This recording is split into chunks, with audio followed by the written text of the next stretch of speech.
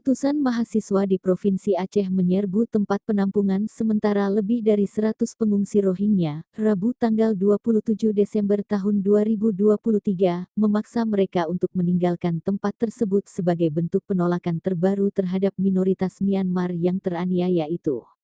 Para mahasiswa, banyak di antara mereka mengenakan jaket dengan lambang universitas yang berbeda, memasuki ruang serbaguna pemerintah di ibu kota Banda Aceh tempat 137 pengungsi Rohingya menginap. Para mahasiswa tersebut meminta mereka dipindahkan ke kantor imigrasi setempat agar mereka dapat dideportasi. Etnis Rohingya yang dikepung mahasiswa hanya terdiam dan menangis ketakutan.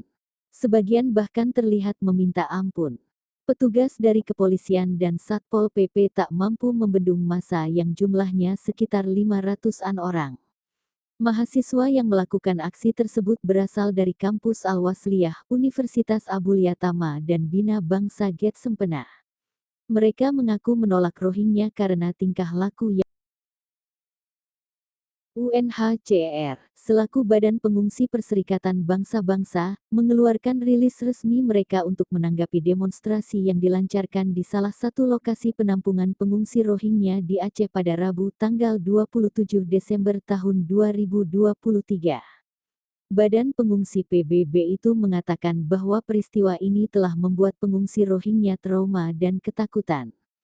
Badan Pengungsi PBB itu juga menyerukan kepada aparat penegak hukum setempat agar segera mengambil tindakan untuk memastikan perlindungan bagi semua individu dan staf kemanusiaan, yang saat ini putus asa dalam situasi gelombang penolakan pengungsi yang semakin membesar di Serambi Mekah. UNHCR juga mengingatkan bahwa para pengungsi yang selama ini mencari perlindungan ke Indonesia merupakan korban penganiayaan dan konflik. Selain itu, pengungsi yang terdiri atas anak-anak, perempuan, dan laki-laki ini merupakan para penyintas yang telah melalui perjalanan laut berbahaya.